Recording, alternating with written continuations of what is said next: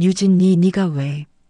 유진은 대답하지 않고 고개를 숙인 채 아이의 손을 더 꽉 쥐고 도망치듯 자리를 뜨려 했습니다.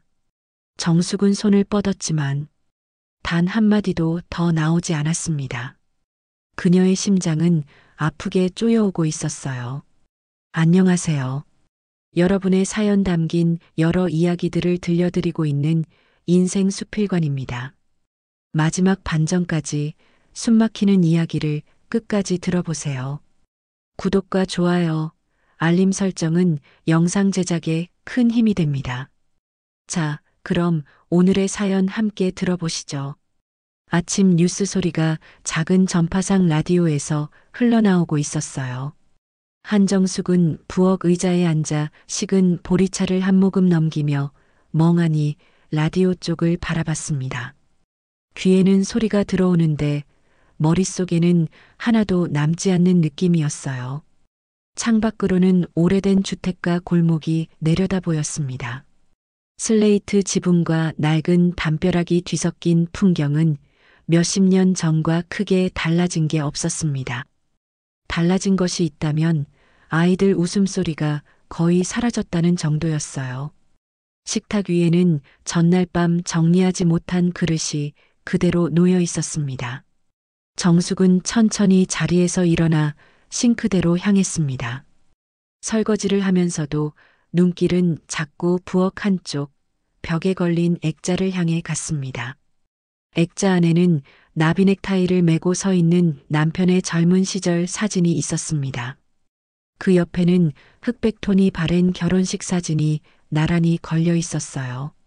사진 속 두 사람은 그때만 해도 세상이 이렇게 흘러갈 줄 몰랐을 겁니다. 여보, 벌써 가신 지 10년이나 됐네요.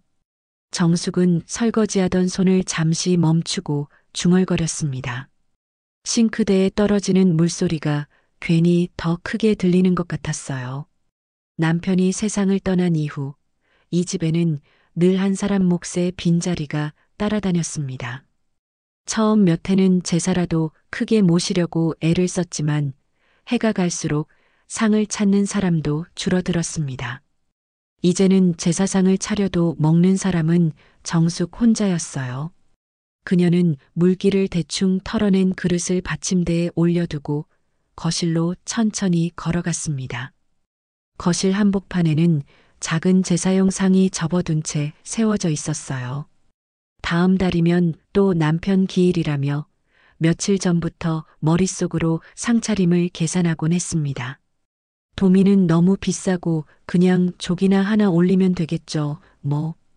입으로는 대수롭지 않게 말했지만 사실은 남편이 좋아하던 음식을 제대로 챙겨주지 못한다는 미안함이 늘 남아 있었습니다. 예전 같으면 이런 준비도 며느리와 함께 했을 겁니다. 남편이 살아있을 때 집안은 그래도 사람 사는 냄새가 났습니다.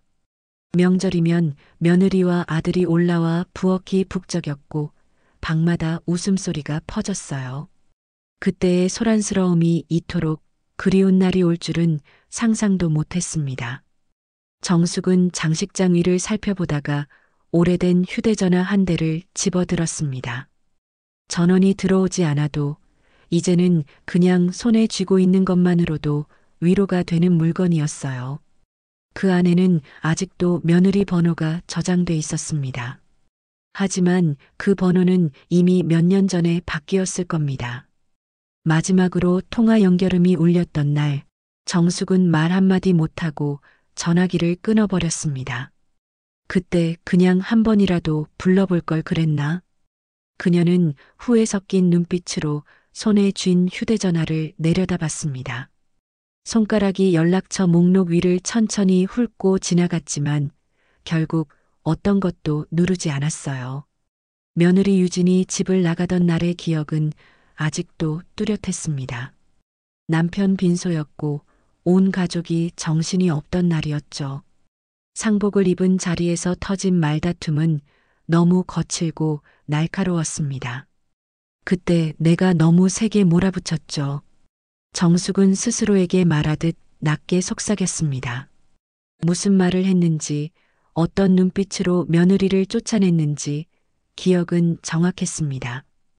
시간이 갈수록 그 장면만 선명해지는 것이 오히려 괴로웠어요. 그녀는 고개를 저으며 장롱 앞으로 갔습니다. 문을 열자 옛날 이불과 함께 아들의 교복이 아직도 한켠에 걸려 있었습니다. 아들이 떠난 뒤에도 며느리가 떠난 뒤에도 도저히 손이 가지 않던 자리였어요. 정숙은 옷자락을 손끝으로 살짝 쓸어보았습니다. 천의 촉감 뒤로 아들이 현관문을 열고 엄마하고 부르던 목소리가 겹쳐 들리는 듯 했습니다. 참 벌써 애를 둔 지가 언젠데 내가 아직도 이러고 있으니. 쓴웃음이 나왔지만 눈가에는 물기가 맺혔습니다. 시계를 보니 어느새 오전 10시가 다 되어가고 있었습니다. 오늘은 재래시장에 들러 제사에 쓸 마른 나물과 국거리라도 미리 사두기로 했어요. 정숙은 얇은 가디건을 걸치고 작은 손가방을 들었습니다. 현관 신발장에는 남편의 오래된 구두 한 켤레가 아직도 놓여 있었습니다. 버리자니 마음이 걸리고 신을 사람도 없고 이상한 자리만 차지하고 있었어요. 같이 좀 가요, 여보. 시장 구경이라도. 그녀는 구두를 힐끗 보고 중얼거리며 문을 열었습니다. 차가운 복도 공기가 코끝을 스쳤습니다. 골목길로 나오자 오래된 연탄 냄새와 김치 담그는 냄새가 섞여 가을 공기 사이로 떠돌고 있었습니다. 벽에 붙은 전단지에는 경로잔치, 노인 일자리, 치매 검진 같은 글자가 빼곡했어요. 그 글자들을 스치듯 읽으면서도 정숙은 눈을 크게 뜨지 않으려 했습니다. 아직은 괜찮아요. 아직은 멀쩡합니다. 그녀는 스스로를 다독이며 천천히 발걸음을 옮겼습니다. 시장으로 가는 길, 동네 사람들의 얼굴이 하나둘 눈에 들어왔습니다. 슈퍼 앞에서 담배를 피우던 박만수가 손을 흔들며 인사를 했습니다. 형수님, 장 보러 가세요? 정숙은 습관처럼 웃으며 대답했습니다. 예, 뭐 사람도 만나고 바람도 쐴 겸이요. 만수는 골목 한쪽을 턱으로 가리키며 수군거렸습니다. 요즘 이상한 모자가 여기저기 돌아다니면서 구걸하고 다니더라고요. 세상 살기 참 힘들죠? 정숙은 대수롭지 않게 흘려듣는 척했지만 귀는 자연스럽게 그 말에 집중했습니다. 그래도 애까지 데리고 그러면 안 되는데 말이야. 보는 사람이 많아서 말들이 많아요. 그녀는 애써 표정을 관리하며 고개를 끄덕였습니다.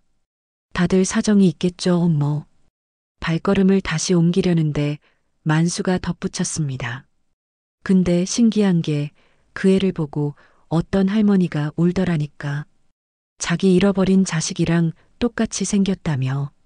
정숙은 그 말에 몸이 아주 살짝 굳는 걸 느꼈습니다. 가슴 한쪽이 이유 없이 서늘해졌어요.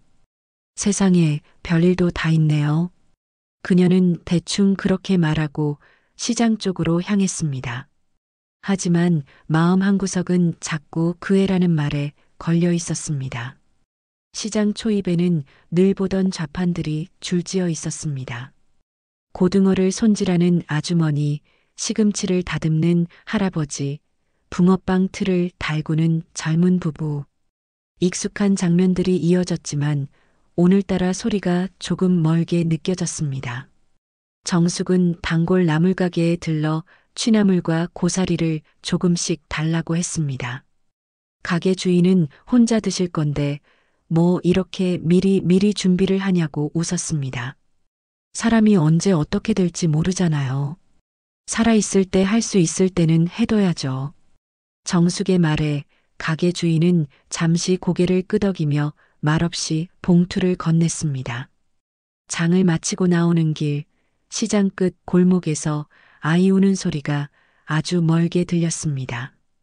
정숙은 잠깐 걸음을 멈추고 귀를 기울였습니다. 그러나 사람들 말소리에 섞여 금방 흐려져 버렸어요. 괜히 신경 쓰지 말아요, 한정숙. 남일에 끼어들 나이가 아닙니다. 그녀는 스스로를 다독이며 다시 발걸음을 재촉했습니다.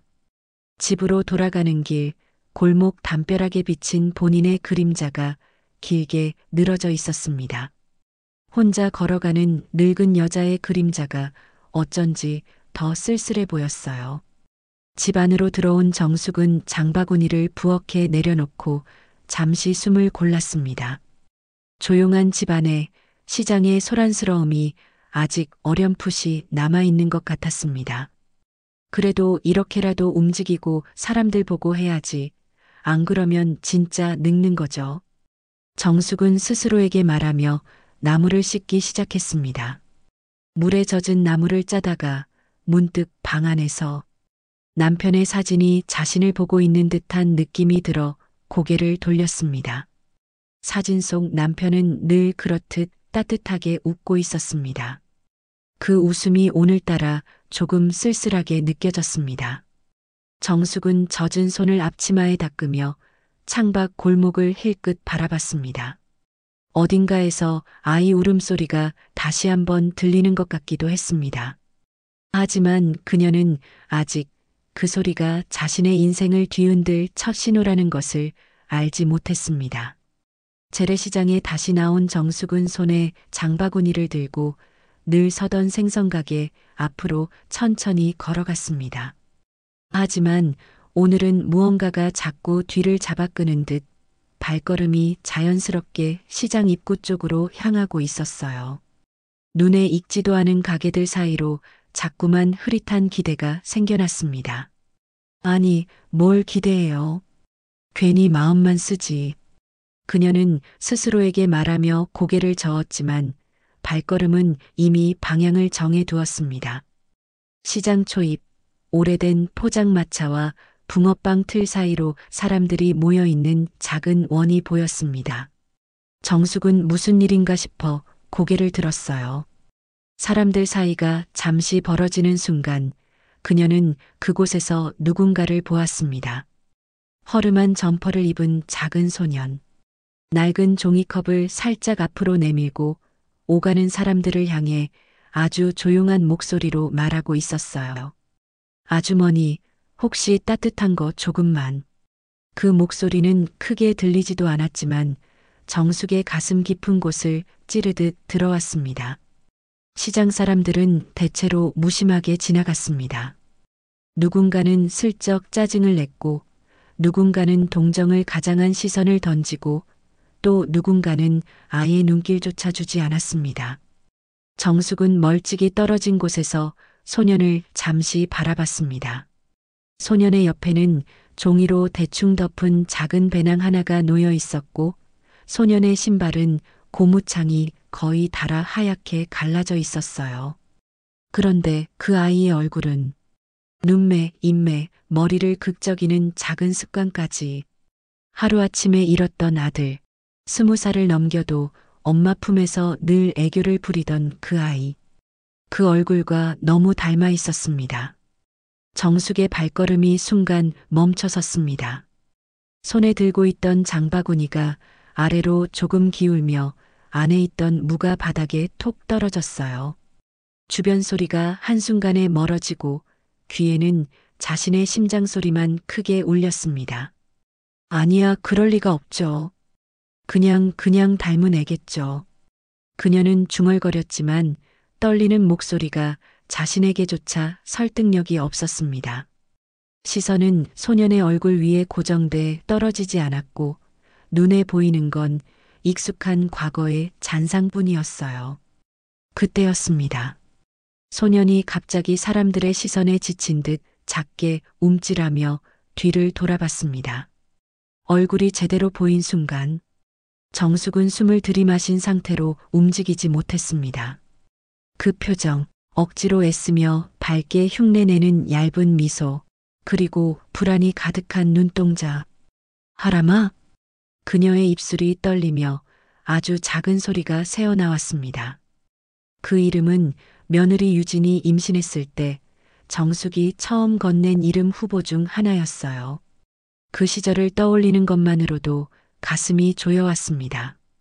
하지만 정숙은 이내 고개를 세차게 흔들었습니다. 아니에요. 지금 무슨 생각 내가 왜 이러지?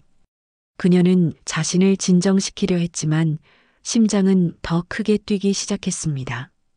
소녀는 장갑도 없이 차가운 종이컵을 쥐고 있었고 손등에는 긁힌 자국과 얼어붙은 흔적이 보였습니다. 바람에 얼굴이 트고 붉게 상해 있었고 실내에 있어야 할 나이에 이미 세상의 찬바람을 정면으로 받고 있는 모습이었어요. 그때 누군가가 소년에게 귀찮다는 듯 손짓하며 말했습니다. 저기요, 애 데리고 이러면 신고 들어가요. 애교육 망쳐요. 소녀는 움찔하며 고개를 깊숙이 숙였습니다. 그 순간 정숙의 가슴이 갑자기 뜨겁게 올라오며 비명을 지를 뻔했습니다. 저 애가 대체 무슨 죄를 지었다고. 손끝이 저릿하고 숨이 가빠졌습니다. 그녀는 천천히 그러나 멈추지 못한 채로 소년에게 다가갔습니다.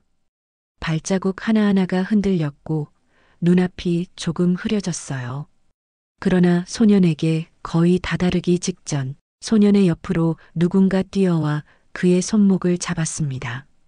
하람아, 여기 있었어? 얼른 가자. 정숙의 시선이 그 여자에게 닿는 순간 그녀는 다리에 힘이 풀리는 듯 흔들렸습니다. 낯설지 않은 목소리, 낯설지 않은 얼굴. 10년 전 마지막으로 본 후 단 한 번도 떠올리고 싶지 않았던 이름. 아들이 죽고 남편이 떠나고 상갓집에서 서로의 심장을 겨냥하듯 싸웠던 그날. 현관문을 울며 나가던 그 여자가 바로 며느리 김유진이었습니다. 유진은 정숙을 보는 순간 얼굴이 굳어졌고 아이의 손을 꽉 잡은 채 뒷걸음질 쳤습니다. 정숙도 숨을 들이마시며 한 걸음 뒤로 물러났어요. 열해라는 시간이 둘 사이에서 아무것도 정리해주지 않았다는 사실이 한순간에 훤히 드러나는 장면이었습니다. 골목의 소음이 잦아들고 사람들조차 숨을 죽인 듯한 순간 정숙은 떨리는 목소리로 겨우 한마디를 내뱉었습니다. 유진 네가 왜? 유진은 대답하지 않고 고개를 숙인 채 아이의 손을 더 꽉 쥐고 도망치듯 자리를 뜨려 했습니다. 정숙은 손을 뻗었지만 단 한마디도 더 나오지 않았습니다. 그녀의 심장은 아프게 쪼여오고 있었어요. 그리고 그 순간 정숙은 깨닫고 말았습니다. 오늘 보게 된 이 아이, 아들이 남긴 피 한 방울 섞인 친손자일지도 모른다는 걸. 정숙은 한참 동안 시장 골목 한가운데 서 있었습니다. 사람들은 옆을 지나가며 호기심 어린 눈으로 그녀를 힐끗 보았지만 정숙은 아무것도 느끼지 못한 채 그 자리에 굳어 있었습니다. 유진이 아이의 손을 잡고 사람들 사이로 사라져버리자 정숙의 시야는 마치 물속에 잠긴 것처럼 흐릿하게 일렁였어요. 심장 근처가 비어버린 듯 허전했고 손끝이 이상하게 저릿해져 왔습니다. 왜 하필 지금 나타난 거야? 저 아이가 정말 맞는 건가? 유진이는 그의 엄마는 왜 저렇게까지 억눌러 두었던 기억들이 동시에 쏟아져 올라오려 했습니다. 하지만 정숙은 정신을 붙잡으려 애쓰며 종종 걸음으로 인근 카페 기둥에 몸을 기대었습니다. 숨을 한번 크게 들이쉬려는 순간 목과 가슴 사이가 조여들어와 공기가 제대로 들어가지 않았어요. 아이고, 형수님. 어디 아파요? 뒤에서 들려온 것은 박만수의 목소리였습니다. 정숙은 순간적으로 표정을 가다듬으려 했지만 이미 얼굴이 굳어 있는 상태였죠. 아니요. 좀 어지러워서요. 정숙은 애써 담담하게 대답했습니다. 만수는 흥미로운 걸 주운 사람처럼 기웃거리며 말을 이었어요. 아까 그 모자 또 왔다 갔어요. 여기저기 기웃거리면서 애 엄마는 어딜 가도 눈치만 보고 있고 참 딱해요, 딱해. 정숙은 심장이 한 번 더 내려앉는 느낌을 받았습니다. 입안이 바짝 말라 혀가 제대로 움직이지 않았어요. 혹시 어디로 갔는지 아세요? 만수는 잠시 그녀를 훑어보며 미묘한 미소를 지었습니다. 형수님, 웬일로 그런 사람들 행방을 궁금해해요? 보통은 그냥 무시하잖아요. 그냥 보니까 애가 너무 추워 보여서요. 정숙은 눈을 피하며 중얼거렸습니다. 만수는 시큰둥한 표정으로 골목 저쪽을 턱으로 가리켰습니다. 아까는 저기로 갔다던데. 공터 뒤쪽 폐지 쌓인 데 있죠? 거기서 며칠 묵었다던데. 폐지더미. 그 말이 정숙의 머릿속에 박혔습니다. 거기 위험하지 않아요? 위험하니까 그렇죠. 그런 데서 애를 데리고 자니까 말이 많은 거고. 만수의 투덜거리는 말이 이어졌지만 정숙은 이미 그의 말에서 중요한 단어만 잡아내고 있었습니다. 폐지더미. 아이. 며느리. 그녀는 갑자기 마음이 급해져 만수에게 인사도 제대로 하지 못하고 발걸음을 돌렸습니다. 형수님, 어디 가요? 잠깐 볼 일이 생겼어요. 정숙은 자신의 목소리가 떨리고 있다는 걸 스스로도 알게 될 만큼 불안해져 있었습니다. 하지만 발걸음은 그 어떤 때보다 빠르게 움직이고 있었죠. 골목을 벗어나 공터 쪽으로 들어가자 스산한 바람이 허리를 감싸며 훅 끼어들었습니다. 철제 울타리 뒤편 오래된 창고 건물의 그림자 아래로 커다란 폐지 더미가 보였습니다. 낡은 종이박스, 깨진 플라스틱 통, 비닐 묶음이 뒤섞인 모습은 정숙에게 낯설면서도 어딘가 불길한 인상을 주었어요. 그녀는 폐지 더미 앞에 다가가 살펴봤습니다. 그림자 속에 사람의 흔적이 있었습니다. 담요처럼 생긴 천, 어린아이가 먹다 남긴 빵 조각, 그리고 찢어진 비닐봉지. 설마 여기서 잤단 말이에요? 정숙의 목소리는 바람에 녹아 사라졌습니다. 발밑에서 바스락거리는 종이 소리가 이상하게 더 크게 들렸어요.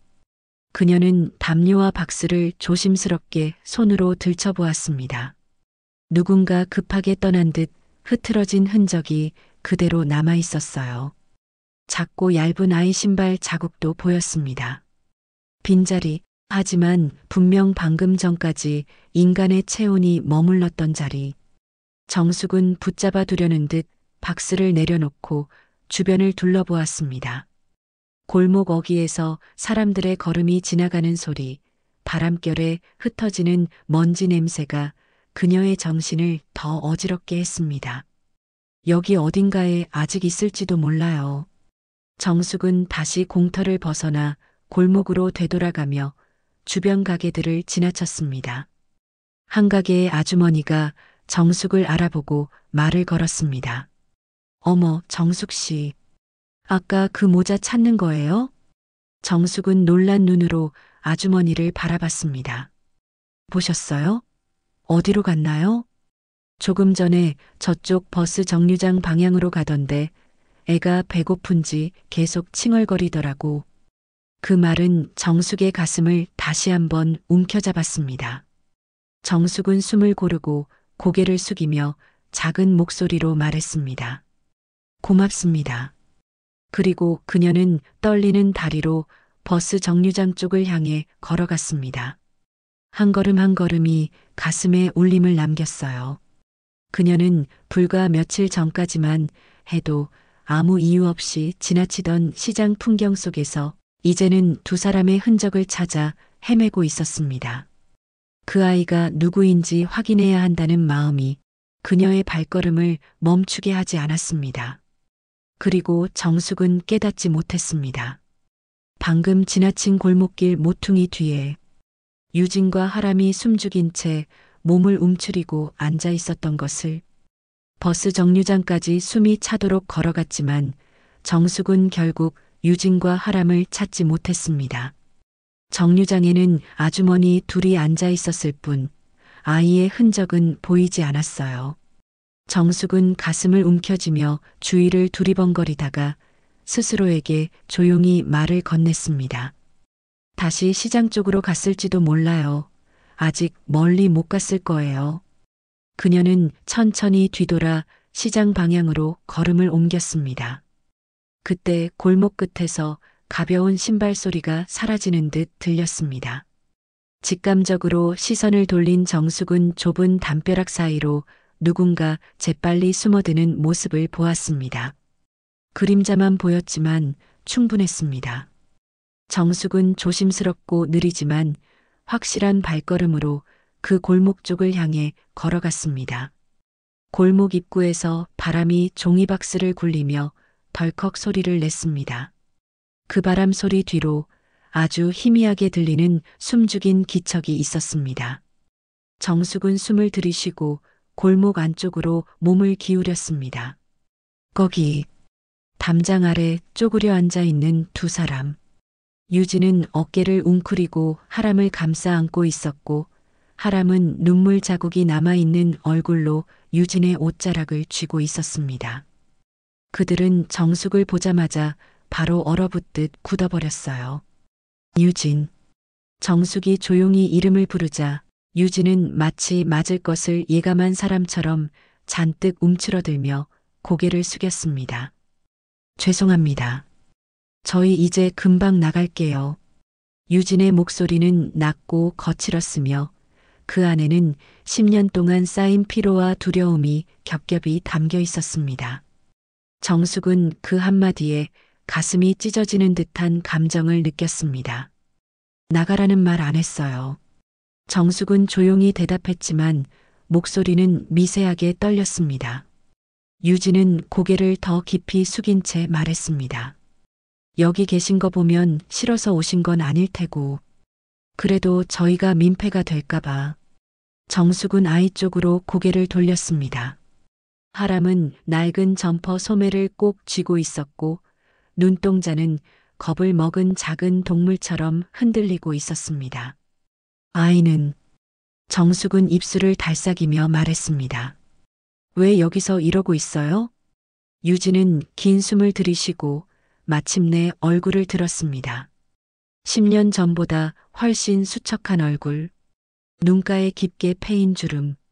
한때 예쁜 며느리였던 유진의 흔적은 지금은 어디에도 남아있지 않았습니다. 살 곳이 없어요. 유진의 말은 담담했지만 그 안에 담긴 절박함은 너무 명확했습니다. 정숙은 잠시 멍하니 그녀를 바라보았습니다. 그럼 일은 하고 있어요? 유진은 고개를 작게 저었습니다. 식당에서 일했는데 하람이 아파서 며칠 빠지는 바람에 잘렸어요. 일은 금방 찾아도 아이 맡길 데가 없으니까 계속 다시 잘려요. 정숙의 입술이 떨렸습니다. 유진의 말마다 아픈 물건처럼 가슴에 박혀 들어왔습니다. 그래도 유진은 아이의 어깨를 감싸며 덧붙였습니다. 저희는 괜찮아요. 금방 떠날 거예요. 여기엔 있을 이유가 없어요. 그 말, 여기엔 있을 이유가 없다. 정숙의 숨이 뚝 멎었습니다. 그녀의 집, 그녀의 골목, 그녀가 평생 지켜왔던 공간에 있을 이유가 없다는 말이 왠지 모르게 너무 크게 와 닿았습니다. 왜 없어요? 정숙의 목소리는 자신도 모르게 높아졌습니다. 하람이 놀라서 유진 뒤에 숨었고 유진도 움찔하며 눈을 피했습니다. 정숙은 떨리는 손을 움켜쥐며 말했습니다. 10년 전에 내가 잘못했어요. 유진의 눈이 크게 흔들렸습니다. 그녀는 믿기지 않는다는 듯 정숙을 바라보았습니다. 정숙은 시선을 바닥으로 떨구며 말했습니다. 그때 남편 장례식장에서 내가 한 말들, 지금도 생각나요. 내가 너무 심했죠. 골목의 공기가 멈춘 듯 조용해졌습니다. 유진은 아무 대답도 하지 못했습니다. 하람은 상황을 이해하지 못하고 엄마와 정숙 사이를 번갈아 보았어요. 정숙은 아이를 바라보며 천천히 손을 뻗었습니다. 하람아, 조금만 이리 와볼래요? 그러자 유진이 아이를 본능적으로 끌어당겼습니다. 그 손에는 두려움과 보호 본능이 가득했습니다. 정숙은 그녀의 손을 보고 잠시 입을 다물었다가 조용히 말했습니다. 유진아, 난 애한테 뭐라고 하지 않아요. 유진의 어깨가 그 말에 살짝 풀리는 듯 했지만 눈빛은 여전히 경계로 가득했습니다. 우리가 이렇게까지 다시 만날 줄은. 정숙은 자기도 모르게 눈가가 뜨거워졌습니다. 정말 몰랐어요. 유진은 떨리는 목소리로 겨우 대답했습니다. 저도요. 둘 사이에 10년 동안 쌓여있던 벽. 오해, 분노, 슬픔, 미움. 그 모든 감정의 무게가 좁은 골목을 가득 메우고 있었습니다. 그리고 정숙은 마침내 묻고 싶었던 가장 중요한 질문을 꺼냈습니다. 저 아이. 정숙은 하람을 보며 말을 이었습니다. 내 아들 도연이 아이 맞죠? 유진의 눈동자가 크게 흔들렸고 숨이 잠시 멎은 듯 멈칫했습니다.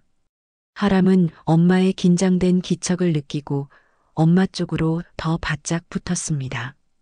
정숙은 그 모습에 눈물이 맺히며 한 번 더 물었습니다. 도연이 피 맞죠? 골목 끝에서 바람이 불며 종이박스를 굴렸고 유진은 떨리는 입술로 대답했습니다. 네, 맞아요. 그 대답 한마디가 정숙의 무너진 심장에 마지막 쐐기를 박았습니다. 그리고 동시에 그녀의 오래된 인생을 다시 움직이게 만드는 첫 신호가 되었습니다. 유진의 입에서 네, 맞아요라는 말이 흘러나온 순간 정숙의 무릎에서는 힘이 빠져나갔습니다. 세상이 잠시 멈춘 듯했고 골목의 좁은 공간이 갑자기 더 무겁게 내려앉는 것 같았어요. 하람은 긴장한 표정으로 엄마 옆에서 더 꽉 붙어 있었고 유진도 마치 무언가에 들킨 사람처럼 시선을 바닥에 꽂은 채 입술을 깨물고 있었습니다. 정숙은 떨리는 손을 떼어낼 수 없었습니다. 숨을 한번 들이쉬는데도 힘이 들어갔어요. 그리고 겨우 목을 열어 말을 꺼냈습니다. 그럼 왜 이 아이를 나한테 한 번도 안 보여줬어요? 목소리는 화가 아니었습니다. 오히려 너무 늦게 알게 된 사람의 애원 같은 떨림이 담겨 있었어요. 유진은 고개를 숙인 채 작은 숨을 내뱉었습니다. 보여줄 수가 없었어요. 왜요? 정숙의 손등이 바들바들 떨렸습니다. 10년 동안 단 한 번도 들어보지 못한 그 대답을 기다리는 것 자체가 고통이었어요. 유진은 아이의 어깨를 감싸한 뒤 천천히 고개를 들었습니다.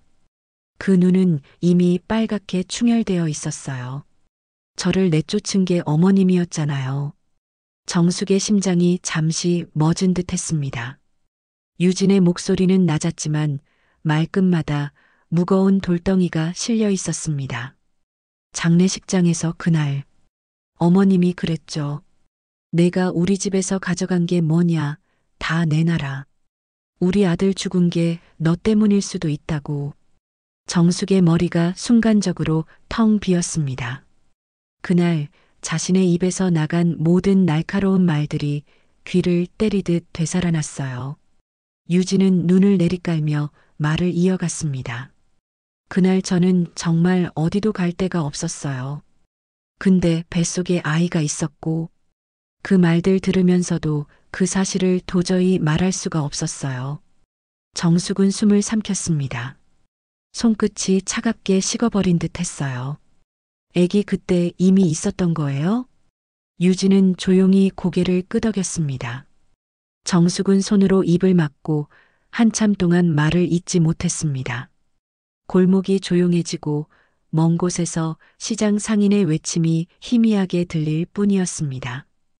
그럼 나한테 왜 한마디도. 유진은 다소 거칠게 숨을 들이마시며 답했습니다.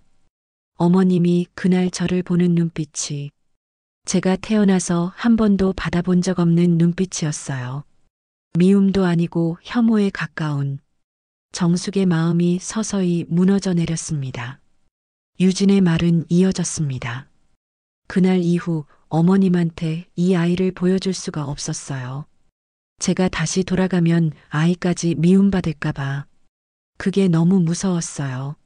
정숙은 비틀거리며 뒤로 한 걸음 물러났습니다. 마치 자기 자신이 누군가에게 뺨을 얻어맞은 것처럼 얼굴이 달아올랐어요. 내가 그런 눈빛을. 그녀는 떨리는 손을 허공에서 내리며 중얼거렸습니다. 10년 전의 자신을 떠올리니 스스로도 이해가 가지 않을 만큼 가혹했습니다. 유진은 하람을 감싼 채 시선을 피하지 않고 말했습니다. 그래도 도연 씨 아이니까 언젠가는 말씀드려야겠다고 생각했어요. 하지만 상황이 너무 힘들었어요. 살아가는 게 다 무너졌어요. 어떻게 살았어요. 그 긴 시간. 정숙의 목소리는 떨렸고 눈동자는 흔들렸습니다. 그녀는 묻고 싶었지만 듣는 것이 두려웠습니다. 유진은 힘없이 웃었습니다. 그 웃음은 웃음 같지도 않았습니다. 처음엔 친구네 집 다락방에서, 그 다음엔 고시원, 그 다음엔 반지하. 그리고 결국엔 아무것도 못 버티고 이렇게 됐어요. 하람은 그 말에 엄마 쪽으로 얼굴을 파묻었습니다. 아이의 작은 어깨가 미세하게 떨리고 있었어요. 정숙은 더 이상 참지 못하고 손으로 가슴을 감싸 안았습니다. 가슴 안쪽에서 무언가가 뭉텅이로 떨어져 나가는 듯 했습니다. 하람이 학교는? 유진은 고개를 천천히 저었습니다. 못 보내고 있어요. 주소도 없고 서류도 하나도 없으니까. 정숙의 입에서 끊어진 숨이 세게 터져 나왔습니다. 아이의 눈에서, 표정에서, 손등에서 그 모든 현실이 너무 선명하게 드러나 있었어요. 하람은 조용히 엄마 옆에서 고개를 들어 정숙을 바라봤습니다. 그러고는 작게 속삭였습니다. 할머니 맞아요? 그 한마디는 10년 동안 미움과 오해에 갇혀 있던 정숙의 마음을 완전히 무너뜨려 버렸습니다. 정숙은 순식간에 눈물이 차올라 흐릿하게 시야를 흐리는 것을 느꼈습니다. 흐느끼듯 웃으며 그러나 떨리는 목소리로 대답했습니다. 그래 맞아요. 내가 할머니예요. 하람의 작은 눈이 동그랗게 뜨였고 유진은 삼켜내지 못한 감정이 한꺼번에 치밀어 오르는 듯 입술을 꼭 깨물며 눈을 돌렸습니다. 정숙은 천천히 두 손을 앞으로 뻗었습니다. 하지만 직접 다가가지는 못했습니다. 감히 안아보지도 못한 죄책감이 온 가슴을 감싸고 있었기 때문이었어요. 하람아, 엄마가 힘들어서 여기까지 온 거죠? 추웠을 텐데, 배도 고팠을 텐데. 그녀의 목소리는 이미 눈물에 젖어 있었습니다. 유진은 떨리는 숨을 내쉬며 말했습니다. 저희 오늘도 갈 데 없어요. 그냥 어딘가에서 하루만 버티면 돼요. 정숙은 그 말을 듣자마자 자신의 심장에서 무언가가 뚝 하고 끊어져 나가는 느낌을 받았습니다. 그리고 그녀는 아주 천천히, 그러나 일생 단 한 번도 내보이지 않던 단단한 결심을 담아 말했습니다. 나랑 같이 가요. 유진의 눈이 크게 흔들렸습니다. 하람도 정숙을 올려다보며 멍하니 서 있었습니다. 정숙은 단호한 목소리로 다시 말했습니다. 오늘만이 아니에요. 이렇게 살게 둘 수 없어요. 나랑 같이 가요. 골목의 바람조차 멈춘 듯한 침묵 속에서 유진은 손등을 떨며 움켜쥔 뒤 천천히 고개를 숙였습니다. 그 조용한 고개 숙임이 10년 넘게 끊어져 있던 인연이 다시 이어지는 첫 번째 움직임이었습니다. 정숙은 유진과 하람을 집으로 데려오겠다는 말을 꺼낸 뒤 그 자리에서 한참을 서 있었습니다. 유진은 아무 대답도 하지 못한 채 눈을 떨구었고 하람은 두 사람 사이를 왔다 갔다 바라보며 얌전히 서 있었어요. 골목의 바람이 멎어 있는 듯 고요했습니다. 하지만 세 사람의 마음속에는 10년 동안 굳어있던 무언가가 조금씩, 아주 조금씩 흔들리고 있었어요. 일단 오늘은 여기까지 해요. 유진이 떨리는 목소리로 입을 열었습니다. 저희가 따라가면 어머님도 힘들 거예요. 정숙은 고개를 흔들었습니다. 힘든 건 괜찮아요. 그보다 이렇게 두고 가는 게 더 힘들어요. 유진은 잠시 눈을 감았다가 떴습니다. 그 눈에는 피곤과 죄책감, 불안이 깊게 배어 있었어요. 하지만 무엇보다도 믿어도 되는지를 고민하는 듯한 흔들림이 담겨 있었습니다. 저 생각 좀 할게요. 유진은 아주 조심스럽게 말했습니다. 오늘은 여기서 잘게요. 저희는 이런 삶이 익숙하니까요. 정숙은 그 말에 가슴이 철렁 내려앉았습니다. 이런 삶이 익숙하다는 한 문장이 어떻게 그렇게 아프게 들릴 수 있을까요? 하지만 그녀는 억지로 붙들지 않았습니다. 열애 동안 서로 다른 세상을 살아온 두 사람에게 단 한 번의 말로 모든 걸 바꿀 순 없다는 걸 정숙도 잘 알고 있었기 때문이에요. 정숙은 천천히 숨을 고르고 말했습니다. 그럼 내일도 여기 올게요.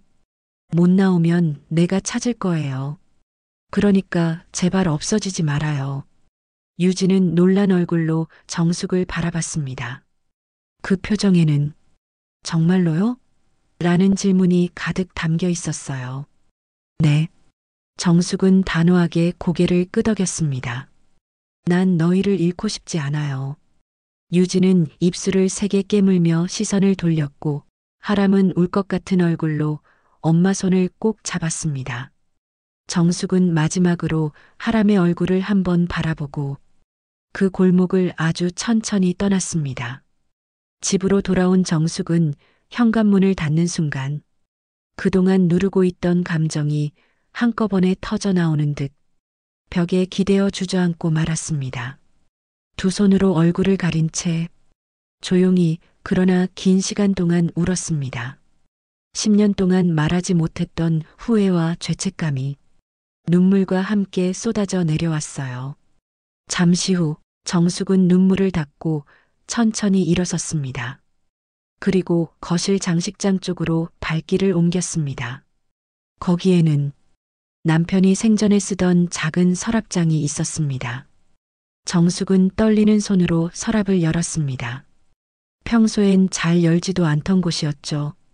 안에는 낡은 서류 봉투, 예전 통장, 오래된 영수증들이 뒤섞여 있었어요. 그중 하나 가느다란 고무줄로 감긴 작은 편지 묶음이 눈에 띄었습니다. 정숙은 그것을 조심스럽게 꺼냈습니다. 흐릿하게 바랜 봉투 겉면에는 남편의 필체로 유진에게 라고 적혀 있었습니다. 심장이 쿵 내려앉았습니다. 이게 뭐야? 정숙은 손끝을 떨며 봉투를 열었습니다. 안에는 날짜가 다른 편지가 3장 들어 있었습니다. 전부 남편이 아프기 직전에 쓴 것들이었어요. 첫 번째 편지에는 조심스러운 문장들이 적혀 있었습니다. 유진아, 내가 고생이 많다는 걸 잘 알고 있다. 도연이가 늘 내 걱정만 했다. 정숙은 입술을 깨물었습니다. 두 번째 편지, 내가 떠나고 나면 정숙이가 너한테 날 선말을 할 수도 있다. 정숙이는 원래 표현이 서툴다. 미워서가 아니라 너무 사랑해서 보는 눈이 좁아질 때가 있다. 정숙은 숨을 크게 들이마시며 편지를 내려놓았다가 다시 손으로 꼭 쥐었습니다. 세 번째 편지, 가장 마지막에 쓴 듯한 편지에는 결정적인 문장이 적혀 있었습니다. 아이, 우리 도연이 손주가 생기면 꼭 데려와다오.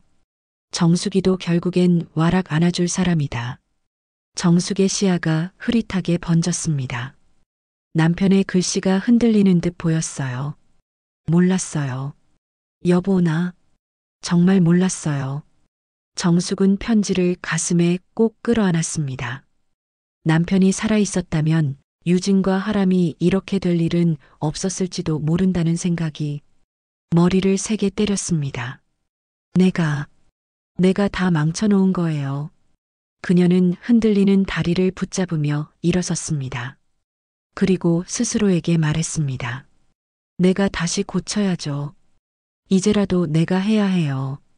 정숙은 편지를 작은 상자에 넣어 가장 보이는 자리에 올려두었습니다. 그리고 다음 날, 아니 지금 당장이라도 유진과 하람에게 보여주고 싶은 마음을 온몸으로 느꼈습니다.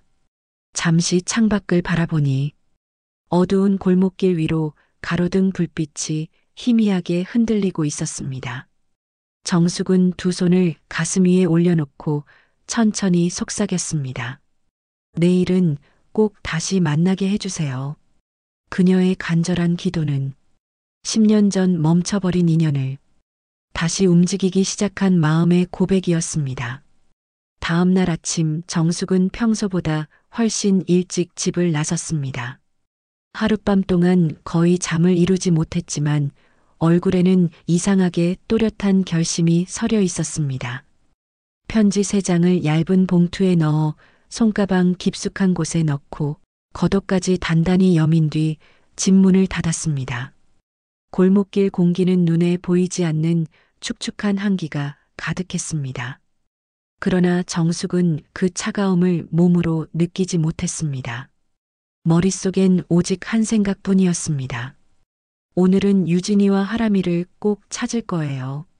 시장을 지나 폐지 선별장 쪽으로 가까워질수록 정숙은 심장이 자꾸만 빠르게 뛰는 것을 느꼈습니다. 마치 오래된 상처 속으로 다시 손을 넣는 듯한 두려움이 있었지만 그 두려움은 어제 골목에서 마주한 현실보다 훨씬 작게 느껴졌어요. 폐지 선별장 앞에 도착하자 사람들의 왁자지껄한 목소리와 폐지를 뒤집는 거친 소리가 귀에 들려왔습니다. 정숙은 담장 옆에 서서 주변을 천천히 둘러보았습니다. 그리고 그곳에서 유진을 발견했습니다. 유진은 장갑도 끼지 않은 손으로 묵직한 박스를 분리하며 등을 잔뜩 구부린 채 작업하고 있었습니다. 눈밑은 퀭하게 패여 있었고 옷차림은 어제보다 더 누더기가 되어 있었어요. 발밑에는 하람이 작은 바구니에 종이를 접어넣으며 조용히 엄마를 돕고 있었습니다. 정숙의 숨이 한순간 멎었습니다. 손가방 끈을 꽉 잡고 천천히 발걸음을 옮겼습니다. 발자국 소리에 반응한 듯 유진이 고개를 들었습니다. 정숙과 눈이 마주친 순간 유진의 얼굴이 경직되었습니다. 어머님, 말은 짧았지만 그 안에는 수많은 감정이 얽혀 있었습니다. 놀람, 불안, 경계, 죄책감. 그 모든 것이 한꺼번에 담겨 있었어요. 정숙은 흔들리는 발걸음으로 유진 앞까지 다가갔습니다. 주변 노동자들은 두 사람을 흘끗거렸지만 정숙은 아무것도 신경 쓰지 않았습니다. 유진아. 정숙의 목소리는 낮고 떨렸지만 단단했습니다. 어제처럼 그냥 가버릴 생각하지 마요. 유진은 박스를 내려놓고 서서히 고개를 떨구었습니다. 그게 어머님이 생각하시는 것보다 쉽지 않아요. 정숙은 손가방을 꼭 쥐며 한 발 더 가까이 다가갔습니다. 하고 싶은 말이 많아요. 그리고 해야만 하는 말도 많아요. 유진은 놀란 듯 눈을 크게 떴습니다. 그러나 정숙이 덧붙인 다음 한마디가 그녀를 완전히 멈춰 세웠습니다. 미안해요. 정말로 미안해요. 폐지더미 사이의 소리가 순간 작게 들리는 듯 했습니다. 유진의 표정이 일그러졌습니다. 어머님, 갑자기 왜 그런 말씀을 하세요? 정숙은 봉투를 꺼내 조심스럽게 내밀었습니다. 이거 남편이 생전에 너한테 쓰려고 했던 편지예요. 유진의 손이 봉투 앞에서 잠시 떨렸습니다. 남편이 저한테요? 정숙은 고개를 끄덕였습니다. 그날 장례식장에서 내가 한 말들. 그건 정말 미친 사람처럼 한 짓이었어요. 남편 잃은 슬픔을 너한테 다 퍼부은 거예요. 유진의 눈가가 순간 젖어들었습니다. 정숙은 떨리는 목소리로 말을 이었습니다. 나 이렇게까지 되는 동안 내가 얼마나 힘들었는지, 하람이가 어떤 고생을 했는지 몰랐어요. 말을 할수록 정숙의 어깨는 흔들렸고 유진의 표정 또한 점점 흐트러졌습니다. 근데 정숙은 한 손으로 가슴을 움켜쥐며 말했습니다. 내가 제일 무서웠던 건 너희가 이 세상 어딘가에서 정말 사라져버렸을까 봐였어요. 유진은 눈을 감았다 뜨며 조용히 숨을 들이마셨습니다. 그런데도 왜 지금 와서 우리를? 정숙은 하람 쪽으로 고개를 돌렸습니다. 하람은 낡은 바구니를 들고 서 있다가 정숙이 바라보자 움찔하며 몸을 숨겼습니다. 정숙은 천천히 무릎을 굽혀 하람의 눈높이에 시야를 맞췄습니다. 하람아, 부드럽지만 단단한 목소리였습니다. 할머니가 도와주고 싶어요. 하람의 눈이 크게 동그랗게 떠졌습니다. 그 작은 눈망울이 떨리는 것을 보며 정숙은 자신도 모르게 손을 내밀었지만 곧 조심스럽게 멈추었습니다. 너 혼자 이렇게 일하는 엄마 지켜보는 게 얼마나 힘들었을까. 말이 끝나자 하람의 눈가가 흔들리더니 조금씩 물이 맺히기 시작했습니다. 그 모습을 본 유진은 입술을 꽉 깨물며 고개를 돌렸습니다. 그리고 아주 조용히 그러나 더 이상 숨길 수 없다는 듯 말을 꺼냈습니다. 저도 이렇게 살고 싶지 않았어요. 정숙은 고개를 조용히 끄덕였습니다. 유진의 어깨가 크게 들썩였습니다. 도연 씨 죽고 나서 저는 정말 모든 걸 잃었어요. 집도 가족도 그리고 제가 누군지도 모르겠는 날들이 계속됐어요. 정숙의 눈에서도 눈물이 흘렀습니다. 근데 유진은 하람을 꼭 끌어안으며 말했습니다. 그래도 이 아이 하나 때문에 버티긴 했어요. 근데 너무 힘들었어요. 진짜 너무. 그때였습니다. 정숙이 천천히 그러나 단호하게 유진의 손을 잡았습니다. 이제 혼자 버틸 필요 없어요. 유진은 그 손을 바라보며 숨을 멈췄습니다. 정숙은 다시 말했습니다. 나도 잘못했고, 너도 많이 아팠고, 그래도 이 아이는 우리 도연이 피예요. 유진의 눈이 흔들렸습니다. 정숙은 한 걸음 더 다가가 가장 솔직한 마음을 꺼냈습니다. 나한테도 다시 가족이 필요해요. 그 말은 폐지 더미보다 10년의 고통보다 그 어떤 말보다 유진의 가슴을 강하게 울렸습니다.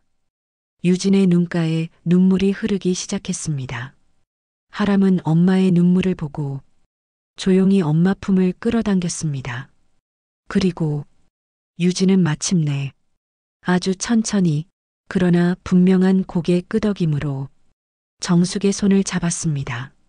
그 손을 잡는 그 순간 세 사람의 관계는 오래 묵은 어둠 속에서 처음으로 밝은 빛을 향해 움직이기 시작했습니다. 그리고 정숙은 알았습니다.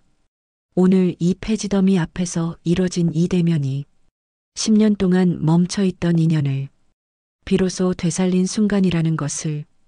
폐지더미 앞에서 서로의 손을 맞잡은 순간 세 사람 사이의 공기는 이전과 완전히 달라져 있었습니다. 여전히 불안은 남아 있었지만 그보다 더 강한 감정, 붙잡고 싶다는 마음, 다시 가족이 되고 싶다는 마음이 서서히 자리를 넓혀가고 있었어요. 정숙은 유진의 손을 꼭 잡은 채 천천히 말했습니다. 우리 일단 따뜻한 데로 가요. 여기 너무 추워요. 애도 감기 걸려요. 하람은 그 말에 조심스럽게 엄마의 소매를 잡았습니다. 유진은 아이의 손을 느끼자 더 이상 고개를 돌릴 수 없었습니다. 그녀는 정숙을 바라보며 아주 조용히 고개를 끄덕였어요. 좋아요. 잠깐만요. 짐이 여기 좀 있어요. 유진은 작업장 한쪽에 쌓아둔 낡은 비닐봉지를 집어들었습니다. 그 안에는 아이의 얇은 옷 한 벌과 칫솔, 그리고 몇 개의 깨진 장난감 조각이 전부였습니다. 정숙은 그 봉지를 보는 순간 심장이 한 번 더 내려앉는 듯 했습니다. 세 사람이 살아온 시간이 얼마나 고단했는지 말하지 않아도 너무 선명했기 때문이에요. 시장을 지나 집으로 향하는 길, 정숙은 하람과 걸음을 자연스럽게 맞췄습니다.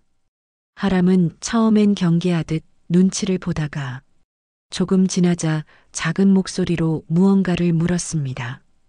할머니 집은 따뜻해요? 정숙의 눈가가 순간 젖었습니다. 그녀는 최대한 밝게 대답했어요. 그럼요. 따뜻하고 맛있는 것도 있어요. 하람의 얼굴에 아주 작은 미소가 떠올랐습니다. 그 미소는 희미했지만 정숙에게는 눈부실 만큼 소중한 빛이었어요. 유진은 두 사람을 뒤에서 지켜보며 알 수 없는 표정을 지었습니다. 안도, 미안함, 경계, 그리고 아주 작은 희망. 그 모든 감정이 뒤섞여 있었어요. 정숙의 집 앞에 도착했을 때 하람은 문 앞에서 멈춰 섰습니다. 와, 집이 있어. 그 순수한 말에 정숙의 마음이 다시금 찢어지듯 아렸습니다. 어서 들어와요. 정숙은 현관문을 열어 불을 켰습니다. 따뜻한 전등빛이 거실을 채웠고 그 안에는 오래된 집 특유의 정겨운 냄새가 배어 있었습니다. 유진은 신발을 벗으며 바닥을 조심스럽게 바라봤습니다. 마치 자신이 여기 있어도 되는지가 가장 큰 고민거리인 듯 보였죠. 정숙은 그런 유진의 마음을 모를 리 없었습니다. 그녀는 직접 말했습니다. 여기 너희 집이에요. 유진은 손에 쥔 비닐봉지를 꽉 쥔 채 입술을 떨며 천천히 고개를 들었습니다. 어머님, 그 말 너무 쉽게 하지 마세요. 정숙은 조용히 웃었습니다. 쉽게 한 말 아니에요. 그 말은 10년 동안 묵혀둔 진심이었습니다. 정숙은 부엌으로 가서 전날 사왔던 국거리를 냄비에 넣고 끓이기 시작했습니다. 육수가 보글보글 끓어오르는 동안 하람은 거실 이곳저곳을 돌아다니며 신기한 듯 바라보고 있었어요. 할머니, 이건 뭐예요? 하람이 장식장 위에 작은 액자를 가리켰습니다. 그 사진 속에는 젊은 시절의 도연이 웃고 있었어요. 정숙은 잠시 숨을 삼키고 천천히 대답했습니다. 그건 내 아빠예요. 하람은 사진을 더 가까이 들여다봤습니다. 그리고 아주 조용히 말했습니다. 나랑 좀 닮았네. 정숙은 그 말에 눈물을 삼키듯 미소 지었습니다. 그럼요. 많이 닮았어요. 그 순간 유진이 방금 끓는 냄비 냄새에 이끌려 부엌 쪽을 보며 말했습니다. 어머님, 제가 도와드릴게요. 정숙은 고개를 살짝 저었습니다. 아니요. 오늘은 내가 하고 싶어요. 그 말은 단순한 제안이 아니었습니다. 잃어버린 가족을 다시 맞이하고 싶다는 정숙의 가장 간절한 마음이 담긴 말이었어요. 하람은 국을 한 숟가락 떠먹자마자 입안을 오물거리며 놀란 표정을 지었습니다. 맛있어요. 이런 거 진짜 오랜만이에요. 유진은 그 말을 듣고 눈을 깜빡이며 젖어든 눈으로 아이를 바라봤습니다. 정숙은 조용히 말했다. 앞으로 자주 먹을 수 있어요. 그 작은 식탁 위엔 10년 전처럼 북적거리진 않아도 어떤 가족보다 따뜻한 공기가 흐르고 있었습니다.